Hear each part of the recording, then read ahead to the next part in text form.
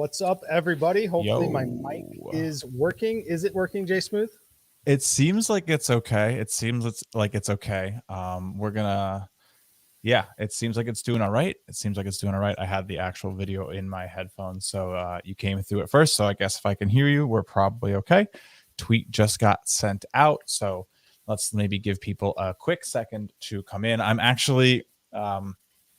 trying something new today. I know you got some problems on your end, but I have the windows open today. I actually have like actual sunlight on my face, and so we're shooting in like not the darkness in my room with a ring light, which is actually kind of nice. I'm not falling asleep while I'm working. How cool is that? So we might be working that into my routine now, but we're gonna talk some college basketball. We got actually a pretty cool slate today. Some big games on the slate. So, and then a lot of like smaller mid-major play too, which should find us some value. So let's get it going. I will bring up the Sims in a second, but of course, if we do have microphone problems with our own Mike McClure here, bear with us. But all right, let's get it going. So here are the Sims. Where do you want to start today, Mike? We're going to go about 30 minutes today. So I think we'll hit a lot of the top games, and then we'll take any questions anybody has, and then any plays that you have that you really want to get out. But I personally just like to start at the top, but unless you want to go wherever you want, though. I actually looked at some of the. I've had a busy day, as Nick says here in the chat. It was my birthday yesterday, so I did not really get too much time to look at every single game. I ran the 7 p.m. games. I'm going to get to the rest a little later this afternoon after we do this. So yeah, let's just run through the big ones. I'll give you my takes. We'll talk about some of the bets that I already placed probably. So yeah, let's start from the top. So this West Virginia game. What are we thinking? It looks like it's going to be a big one here. These teams are both pretty good. I don't know. I mean, it looks like the sharp money is going to be on Oklahoma. But are you taking West Virginia here? Are you passing? Like, let's just get it started. So yeah, I'll lean towards West Virginia in this game. It is a home game for them in Morgantown. I think that's pretty much why the model is leaning that way. Oklahoma's kind of on a little skid. If you go back and look at their games, yes, they've played a lot of tough competition coming off back-to-back games against Baylor and Kansas, probably two of the more difficult games to have back-to-back in a 4-day period in college basketball, really.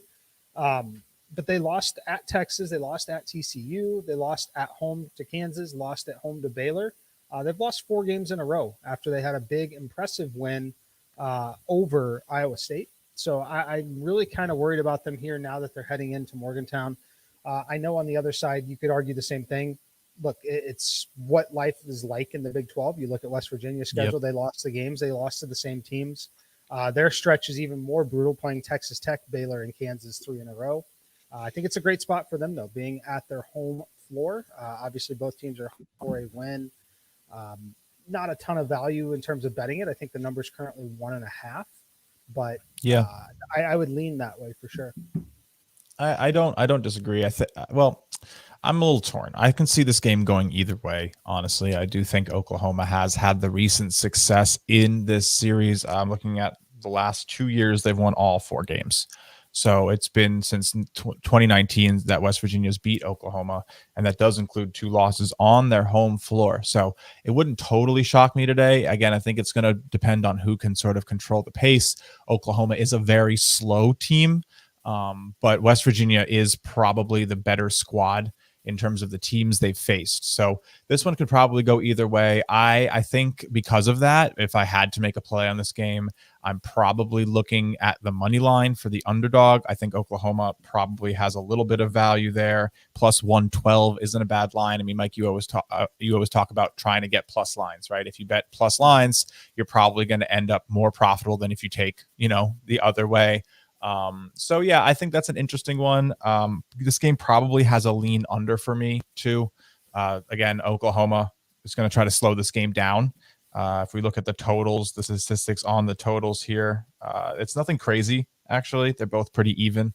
So that means the book's been pretty efficient on these teams in terms of their totals, but I do like this Big 12 game to be a little slow. But yeah, Oklahoma State, Iowa State. Iowa State's been playing some crazy ball this season. Yeah, So what do we think about them? This one is interesting as well. Oklahoma State, this line's kind of ballooned up to 3.5. I make it much closer to 2, but I do make them the favorite.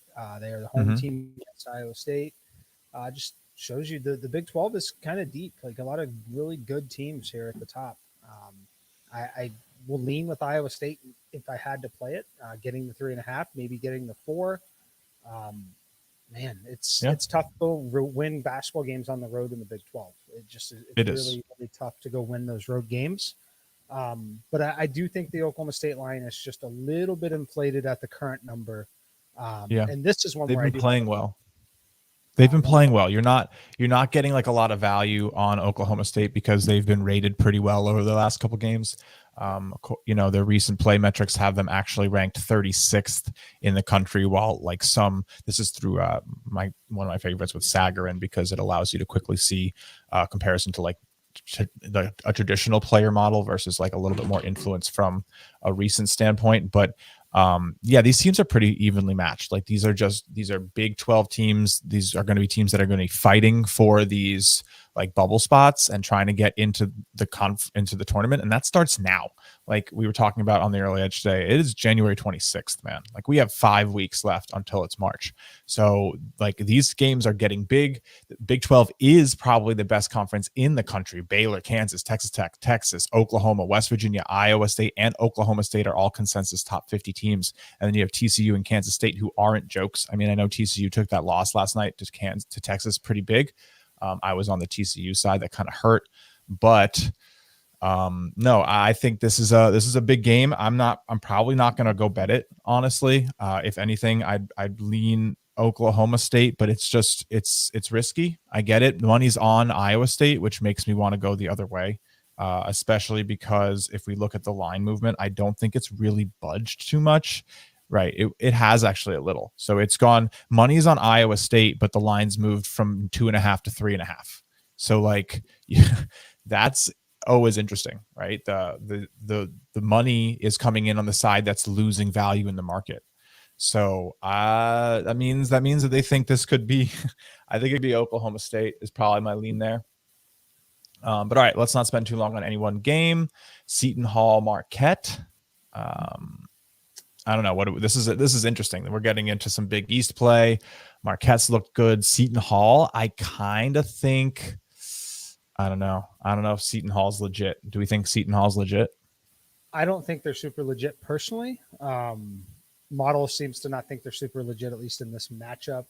Some of the other models I've seen have it even tighter. I believe even Sportsline models down to 3 on this game.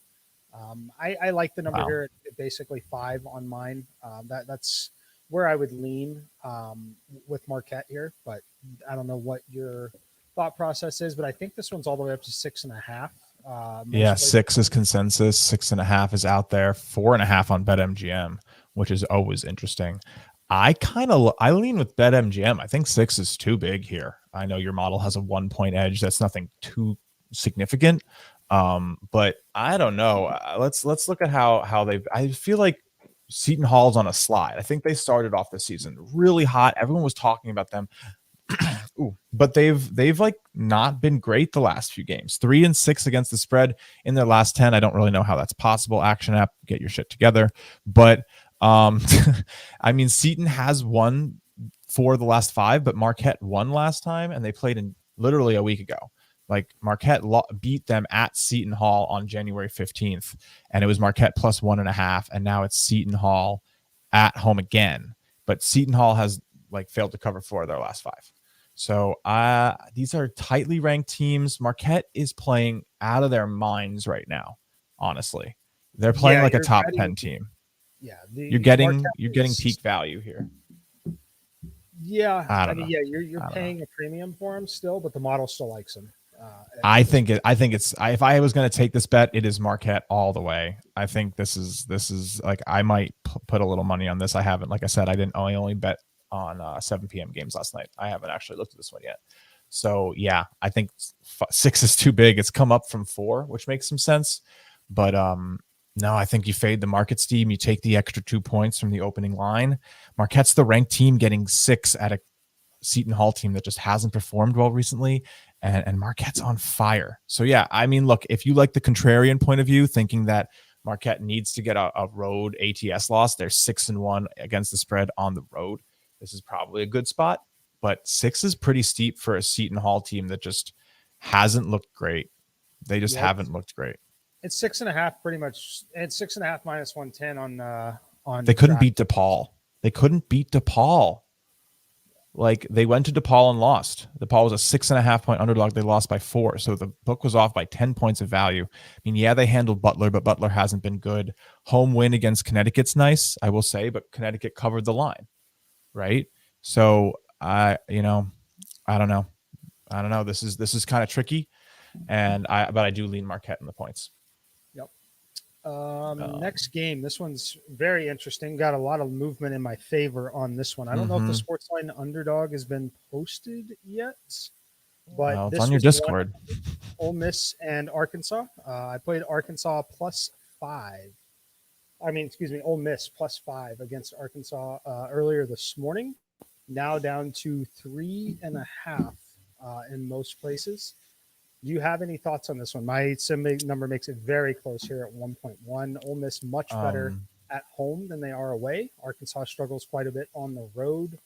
A lot like those Big 12 games, I think that this is definitely one that gives the edge to the home team.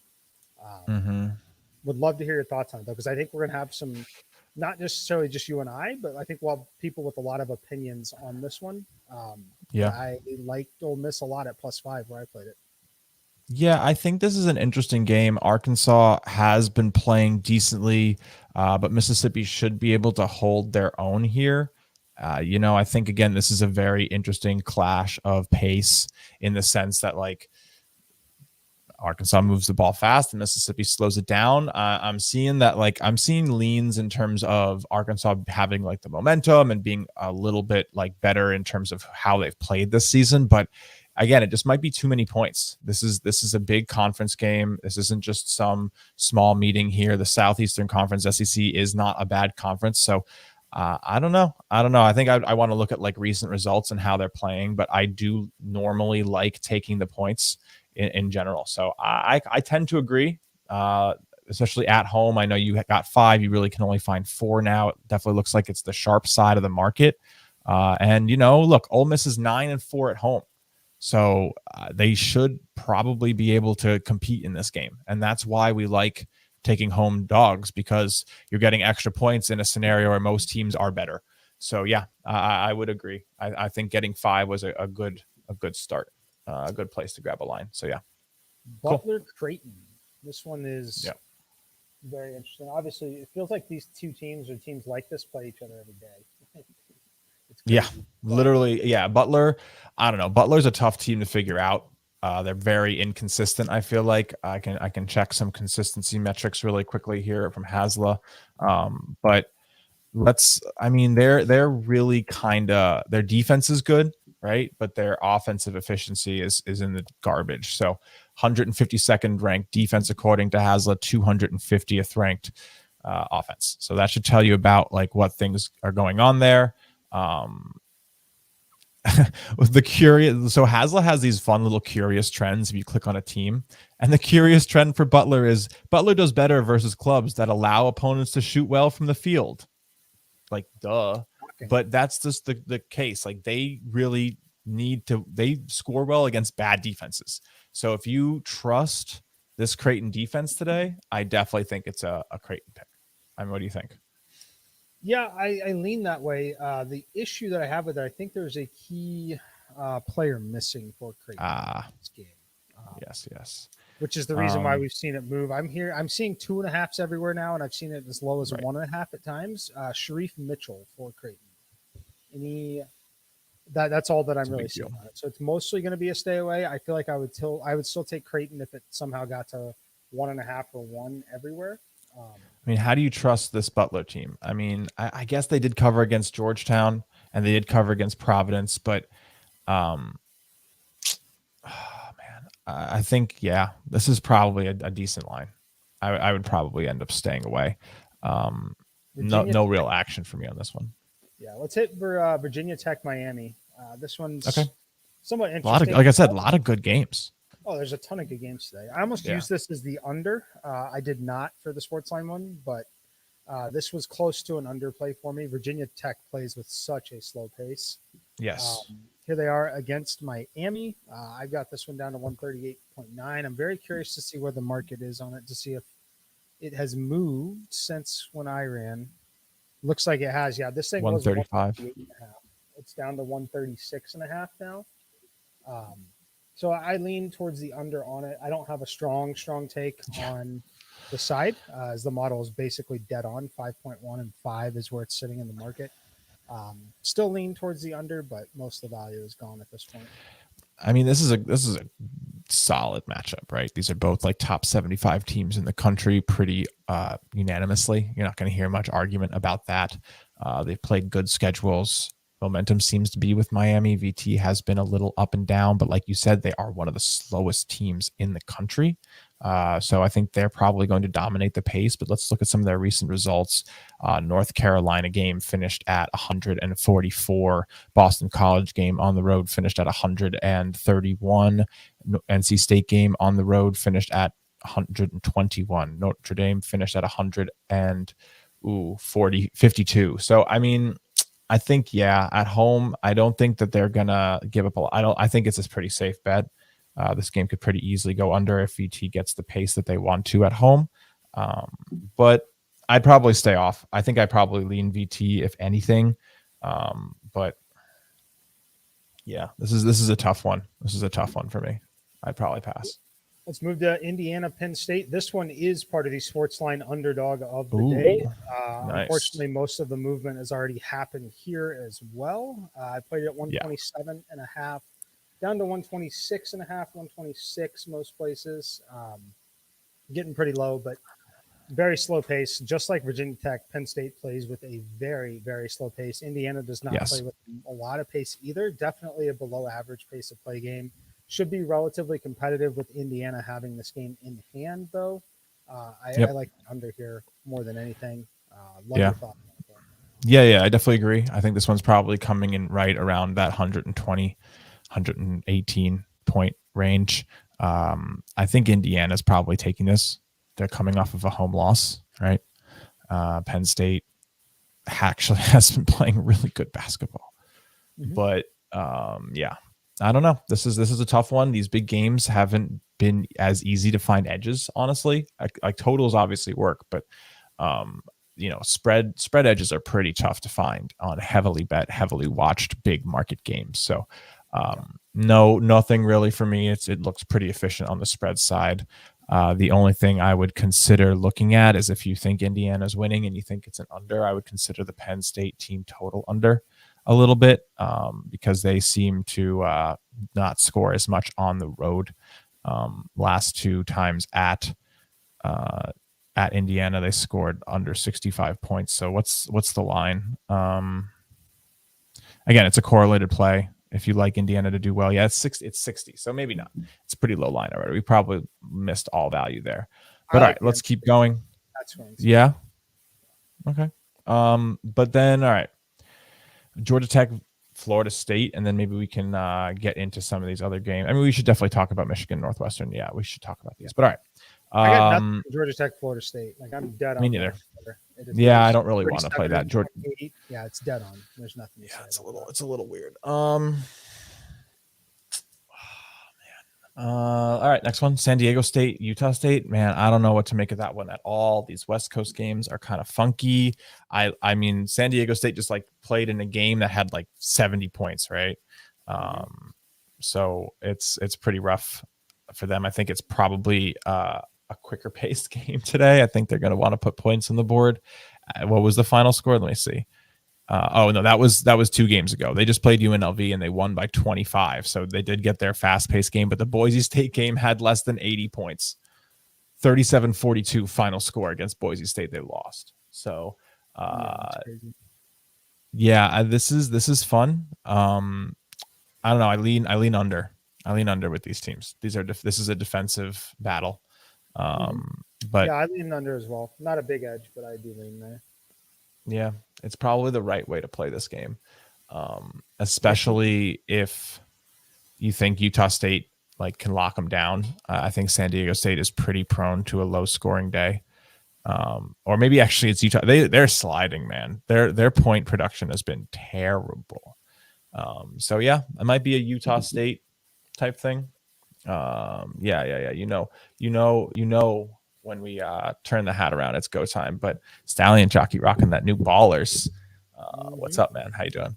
All right. Let's keep going. Michigan Northwestern, man. This is Michigan looked again. They just handed Indiana that home loss, right? So they look pretty good. Michigan, we know, is always a threat with Dickinson to play really well, to dominate a game. Northwestern's been a little bit iffy. This is probably a win that Michigan really wants. Like they're trying to make a run in this conference right now, right? So what do you make of it, Mike? The only thing I see, which I don't see a lot between, especially in this conference, is the simulations like the over here, which is kind of that scares me. Personally, that scares me. Yeah, definitely. Last time I said that it scared me too. It was dead on in that game where like 4 points above market and came in.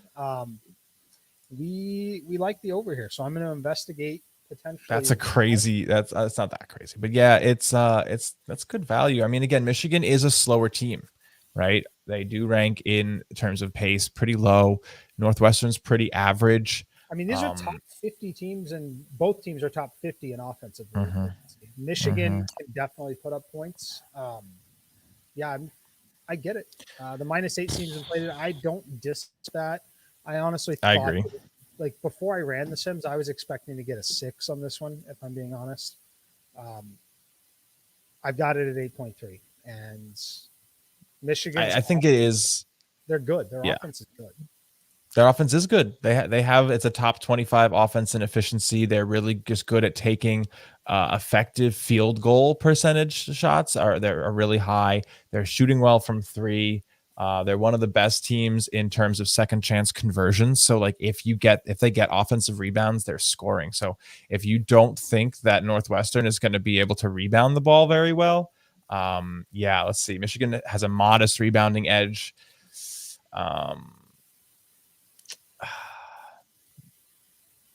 All right. I mean, I'll donkey showdown you on this one if you want to. I'll take the over. You take the under if that's what you're trying. No thanks. All right. All the money's on the under according to Action, and all the bet percentages on the over. So I don't know how that makes you feel, but I don't really trust Action sometimes. I've kind of like pulled back, just taking the numbers for full,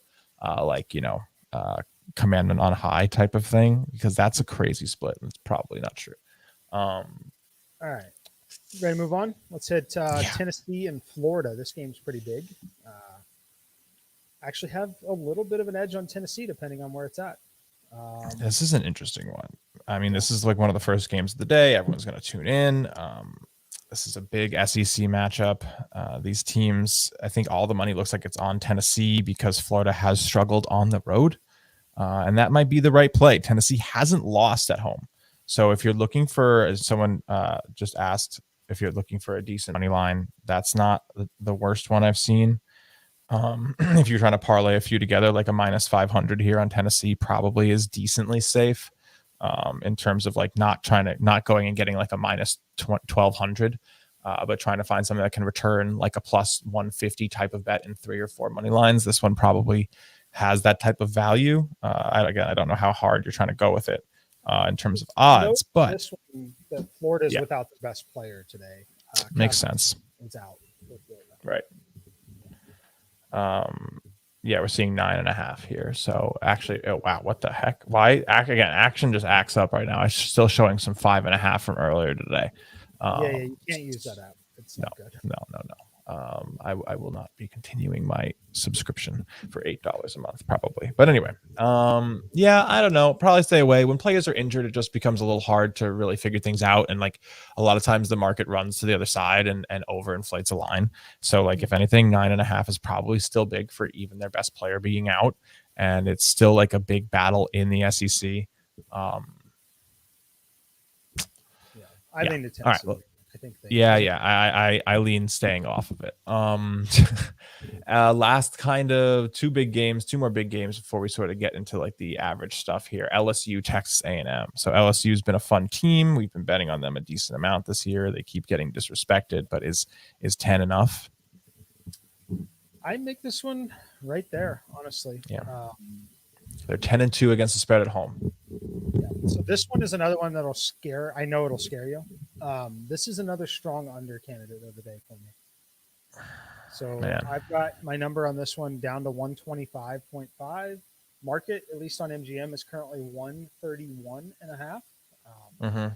Starting to get into the point where it's a pretty meaningful edge. Yes, it is a low number for a team like LSU that can absolutely put up points and yes. hurry. But that's the way I lean. So I would like to know how you feel about the under in that game. I mean, look, LSU is a top defensive unit this year. We've seen it. They might be better at defense this year than they are at offense. They are definitely a potent offense, but they are a potent defense. And I mean, I think what's always interesting when your model has an edge on a total like this, right? I always look at team totals because you actually have a pretty big edge on it. Oh, it's pretty well divided here. So 67.5 versus 71 for LSU. So that's about a 3.5 point edge. And then 60.5 is the line right now for Texas A&M. So actually your edge is on LSU not needing to score as many points and a few less for Texas A&M. So I don't know, when you see that, like if that edge isn't evenly divided and you have a bigger edge on LSU here under 71 points, right? Would you think that's maybe more reliable than the total, or do you think, like, I don't know, this is an interesting one here. I kind of like that LSU under because on the game, but I totally understand wanting to attack the team totals. Yeah, because they haven't scored 71 in their last 5 games. No. 4 games. They did score 79 against Tennessee, but they have been coming in under this number: 50 points, 67 points, 58 points, 64 points. So I don't know if Pinson's back. My guess is that I can find out with a really quick click here on this write-up. Let's see. I don't think so. I think it would be pretty big news.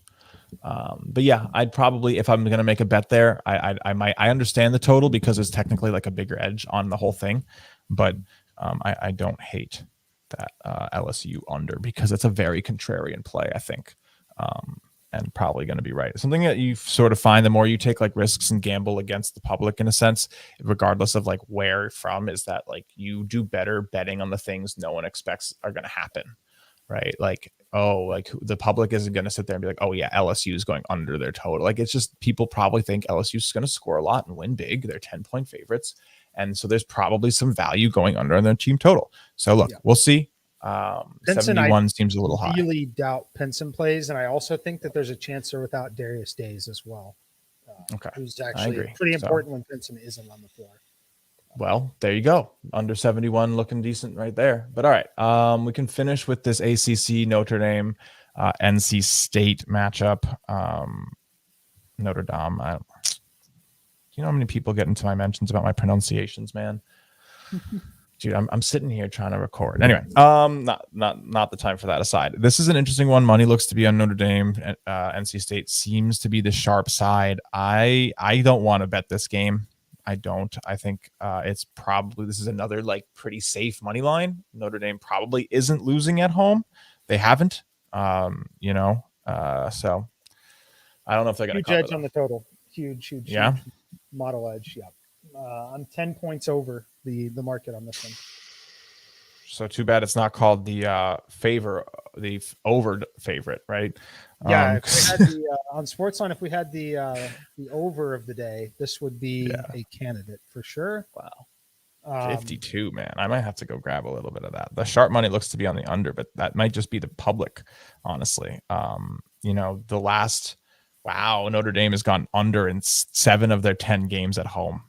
Do you know where these teams rate in terms of defensive efficiency?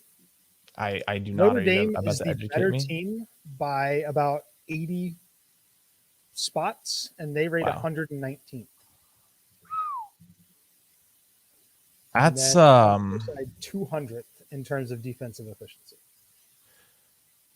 this is very interesting. Yeah,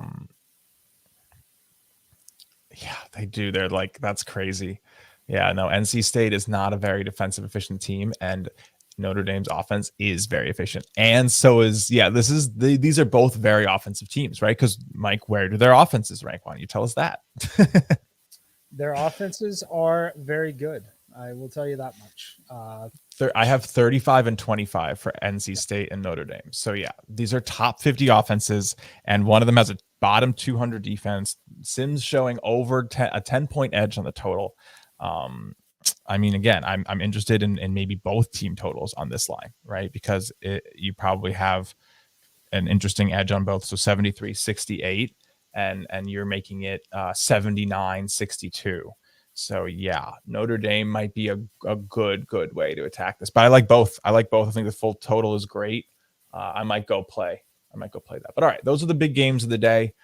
We definitely don't need to talk Sam Houston, Cal Baptist for record. So Mike does usually group the most fun ones at the top. But let's take a few questions. We'll go through the people who asked most recently, just to make sure people are here for their questions. So, all right, let's start with this. Apparently there's massive. All right, let's talk with Sean here. South Carolina, Vandy, UCF, Wichita. So, I mean, I think it's Vandy. Let me scroll to it in your Sims here. Sorry, everybody. There it is right here. You have, yeah. I mean, you have Vanderbilt losing by 1. I don't know. I think I like them to win the game. I think they have a chance to win this game, but it's gonna be tight. I think this is a revenge spot because South Carolina beat them at Vanderbilt, and now Vanderbilt's going to come back and they're going to win at South Carolina because it's hard to beat a team back to back, even within a 20-day period, especially in divisional play, conference play. So I like Vandy for that reason. No like model statistical edge. This is purely like you watch a lot of college basketball. You know it's pretty hard for teams to win like a short time interval. Like they're going to get a revenge game here. So I like Vandy in that sense. It's fair. I would lean the other way just with the home team, South Carolina, on this one, but just it's tough to win road games. Storylines that affect the betting lines, baby. All right, UCF Wichita. Man, I haven't really looked at that. I don't really love it. This is an interesting matchup. Wichita has been like a hard team to handicap this season, and I feel like their spread record is probably both these teams are not great against the spread. Wichita 3-9 against the spread at home. Maybe UCF. But Wichita has dominated this matchup. They've won all 5 of the last games dating back to 2019. Some of them have been close. It's probably them. No thoughts for me. Slight lean on the over. I lean Wichita at home to get it done. Maybe a money line play if you had to. If you want to include that in a parlay, I feel like they're probably going to win. But the UCF could definitely cover. All right. Nathan asks a couple. So let's talk about this high point game quick, because people have questions on it. I actually, High Point is not the type of team I love to bet on. I find it hard. This conference a little difficult to manage. You sort of get a feel for certain conferences, and the Big South North has literally like this Big South is split up into 2 6-team mini conferences, and they're both not great. High Point. One up the Sims if you can. Oh my bad. High Point. There it is. High Point Radford. You have a 5-point win for High Point here. Huge. So that's some decent value there for you. Yeah. And I think it's actually probably the right call. Yeah. I actually fully agree with this. High Point has been playing really well. Radford has not. Recent play shows that they might win this as much as 5, 6, 7 points. Yeah. This looks like it's a solid play here for me. Yep. So yeah, let's do it. There's a nice little market movers play today. So when you see me, tweet out who watched market movers, this one will be on there. I'm going to take some High Point -1.5. I really like it. Radford hasn't been great, and trust the model. Okay. St. Joseph is actually one of my picks today. I like this game a lot. I just think that they're in a nice spot here. Let's see what your model says. I haven't even looked. Let's find this. St. Joseph's right here against Duquesne. Nice. 6.5, 7. all the models are coming out like this. Everyone has St. Joe's winning by a decent margin and not respecting Duquesne. I'm on St. Joe's. It's an official play today. I don't even know where the line is right now. I've just been busy. 3.5. Yeah, you were able to get 3 this morning. You can still get 3 at DraftKings -115. I definitely like that over the 3.5 because you can probably get a solid push condition there rather than losing that bet. That's a nice edge, Mike. You agree? Yeah, I agree. I don't have a ton of thought on it, but I like the model, and I think that it's probably going to. Yeah, I'm happy to see yours agree. What else? Citadel again. We talk about Citadel every week because they're usually a model darling. They sort of pop off in how the model works. Are they on here? Do I have to scroll? They are. We got a big edge on the over and a big edge on them. They're bottom. That's how it goes. Because your model and every model loves their offensive capabilities. I would imagine if we go look at like the lines here for the team totals. Yeah, like Citadel, you have an 8-point edge on the Citadel team total, Mike, and a 3-point edge on the Western Carolina team total. But an 8, that's 80.5, and you have 88.2 for this team. So I don't know. Citadel at home, have they been nasty for the totals? Like, no, 8 and 6 and 4 at home in terms of going over. I've watched the models, love it. I understand probably taking it. It's probably a good edge. Western Carolina does allow a decent amount of points, actually. They've allowed over 80 in 2 of the last 3, Furman and Wofford. But Mercer couldn't get there. So does it make it a reason to maybe stay away if there's such a bias towards them? No. If anything, it's a reason to just continue. The model would expect that if you bet on them consistently, you should return a profit. So, no, you want to, if you trust the models and you play Mike's models like consistently, you probably want to take this bet. So I'm obviously going to consider it. I don't know if I'm going to call it an official play. Actually, I don't know. I think I'm going to play that team total. I'm going to call it one of mine. I know, Mike, you might not be on it, but an 8-point edge in the model looks pretty good to me. Very good. So we'll call it a market movers play today from me. Sagarin has this total at 165. So not the only model predicting it to go this way. Yeah. All models really like this team. So I'm with it. Let's do it. And Citadel team total over 80.5 feels, and actually let's take the over because that's a better edge there. I think that's the better way to do it, but I do like the team total too. But all right, a couple more. USC Upstate. Looks like people want to talk about USCU. I think I hit on them as a non-model play last time they played. They're not a bad squad. Let's find them. There they are, right here against Winthrop. What do you think, Mike? Chief is barking because lunch is here. Okay. I got this one. So, yeah, I mean, Mike's model is definitely showing an edge here on the over too. 6 points on the over, 3 points on Upstate. I kind of agree. I mean, this team has been pretty good. All the money looks like it's on Winthrop too, but USC Upstate, again, I think it's tough for Winthrop on the road. They actually have been terrible this season, 4-12 against the spread, 2-8 against the spread on the road. Head to head, looks like it's all been Winthrop forever, but I feel like this is like one of the best USC Upstate teams in a long time. This is an interesting take. Yeah. What? I said I'll lean with the dog for sure. Yeah, I do too. I probably they have been playing pretty hot. This would be a huge win for them in the conference. And again, Winthrop has been overvalued by the books, it looks like, because they can't seem to win, and USC Upstate has been undervalued. So yeah, I definitely lean USC Upstate. I might go take a small pick on it myself. That line wasn't up last night when I was looking at things. So interesting one. I definitely lean that way. Might not be an official market movers pick along with the other two, but all right, let's wrap it up here. If anyone has anything, Rebecca asked about the massive value for the UMass LaSalle game on the total. So maybe let's end with that. Massachusetts LaSalle, it looks like you have 161. What was that? I said I'm sure it's going to be another over. Yeah. You have 15 points, Mike. We'll play it. I'll play it just because every time we've Okay. had a double-digit edge, I'm pretty sure it's like undefeated, at least on the show. Yeah, your mic's cutting out a little bit, but I think everyone can still probably hear you. But yeah, so to recap for anybody, we don't really have like a screen.